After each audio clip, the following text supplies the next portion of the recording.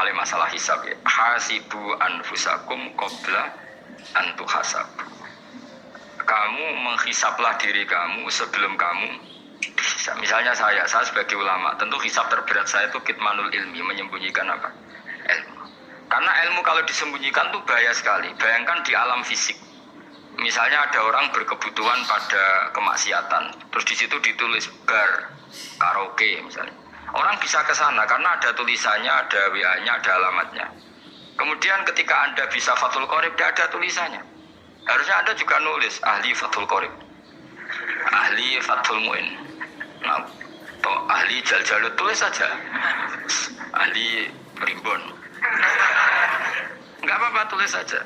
Penerus Ronggo Warsito, tulis saja. Zaman gendeng, naramelo gendeng, keduman, tulis saja.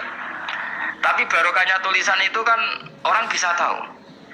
Makanya kenapa banyak orang sufi yang sudah menyembunyikan diri, wananya nakal-nakal, karena dia disalahkan Allah karena menyembunyikan ilmu. Saya itu orang yang senang tertutup kecuali masalah ilmu. Saya mau mengajar terbuka seperti ini. Karena tadi awal dari dikenalinya kemakrufan adalah dimaklumatkan. Awal dari dikenalinya keburukan juga karena dimaklumatkan. Betapa celakanya kalau kemungkaran dimaklumatkan sementara kebenaran tidak dimaklumatkan. Makanya Mbah Mun itu sampai berfatwa, Mbah Mun guru saya itu. Nah, ono masjid ora ono menawarane Mbah Mun duka. Masjid kok ora ono menarane, wajib ono. Dulu saya iskal kenapa menara jadi wajib. Tapi setelah saya tambah angan-angan, secara fikih jelas tidak wajib. Tapi coba bayangkan, misalnya ada bar, lampunya tinggi, orang dari jauh tahu itu bar, sehingga kalau mau maksiat misalnya ingin ke sana. Sekarang misalnya masjid gak ada menara nih, ada orang ingin sholat, orang masjid tahu orang.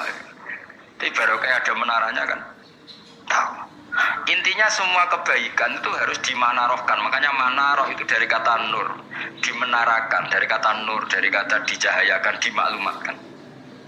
Sehingga mulai dulu lama itu meskipun humul itu menyembunyikan diri. Tapi kalau masalah ilmu mereka membuka diri. Nah, coba kalau misalnya ngaji seperti saya ini, saya tidak terang-terangan jadi orang alim. Sebetulnya nggak baik. Kalau kamu ujub, sombong, aku orang alim itu tidak baik. Tapi kalau kita kan tidak, karena ujub tadi harus memaklumatkan. Coba berapa bapak-bapak yang tertolong nyari duhidan ketika istrinya hamil gara-gara tulisan, karena yang nolong itu bidan, ya kan, dokter gigi, atau kalau nggak dokter ya ahli gigi. Ahli gigi itu yang dipasang tanpa medis itu. Nggak, kamu menjadi tahu karena apa coba? Tulisan. Tapi kenapa kebaikan tidak seperti itu? Harusnya sampean itu tulis saja, misalnya sampean nggak alim saja, maklar orang alim. Siap menyalurkan ke tempat-tempat orang alim. Coba TKI tenaga kerja itu, mereka tahu Korea, Hongkong karena tulisan penyalur tenaga kerja. Tulis saja rumah kamu penyalur ke orang alim. Nanti antar ke berduaan. Kalau ada orang tanya, maksudnya gimana? Kalau butuh orang alim, tak antarkan. Oh ya sudah, itu kalau se-Indonesia, oh, itu luar biasa. Jadi yang ngajinya dulu Fathul Qorib sampai bab sholat bisa saja ahli Fathul Qorib sampai bab sholat. Tulis saja dalam kurung pemahaman pas-pasan. Lu coba dokter itu kan fair. Kalau ilmunya pas-pasan tulis dokter umum. Kalau dia merasa pinter dokter spesialis. Dan itu menjadi orang tahu.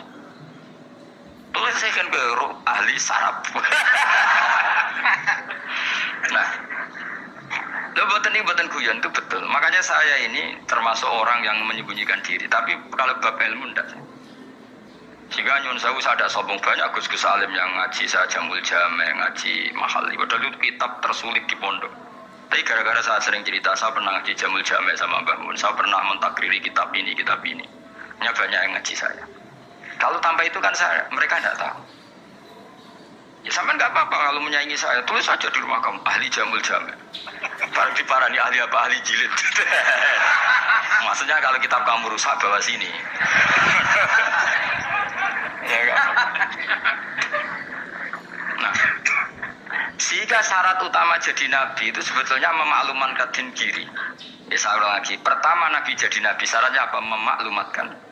Sehingga pertama beliau jadi nabi naik gunung Sofa, kemudian ya maksara Quraisyin halumu ilayya, wahai orang Quraisy kesini.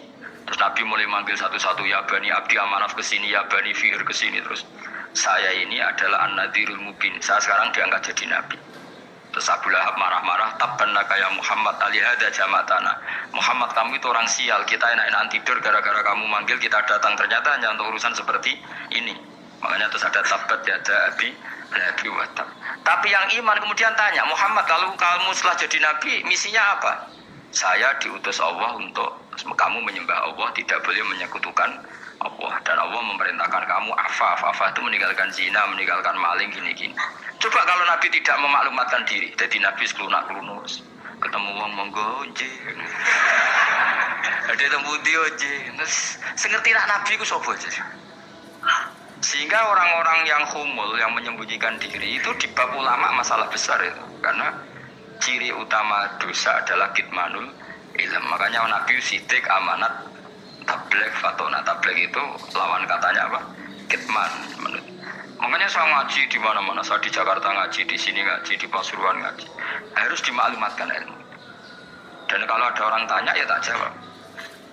Saya tuh kitab yang paling aneh di pesantren, misalnya yang mulai aneh lah, kayak Jamul Jami. Saya sampai sekarang masih ngajar Jamul Jami. Kitab yang aneh. Macane lagi roh judulnya pusing.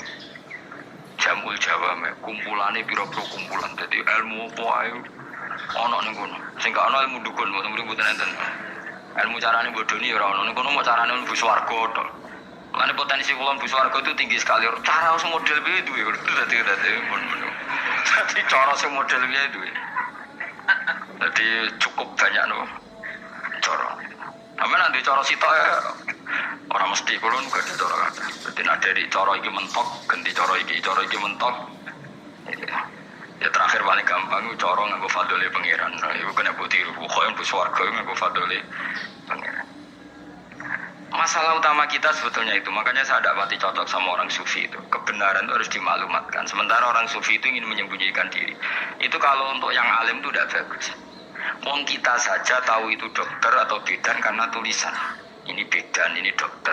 Dan mereka jujur, dokter umum, dokter spesialis. Loh, coba misalnya di kota, kamu tulis saja penyalur kebaikan.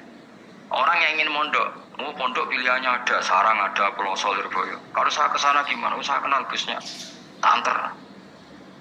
Mohon keren, juga ada penyalur. Kalau orang bisa tersalurkan ke Korea, ke Korut, ke Jepang karena tulisan, kenapa tidak banyak orang tersalur kebaikan karena tulisan? Gue orang mau kelunak orang jelas. Meskipun nanti ditawari orang, mesti dulu sih ahli takrib, cuma guyu. Ahli fathul Qorib sampai bab sholat. Tulis saja jujur, maaf tapi hanya sampai bab sholat. Tulis saja, ada maafnya bareng, maaf. Tapi sampai bab sholat. Enggak apa-apa. Paling kalau wong sowan, larian mau dia jenengan 2 tahun. Tapi ini bodohnya mau tahun bulan, mulai ngaji ini do bab sholat.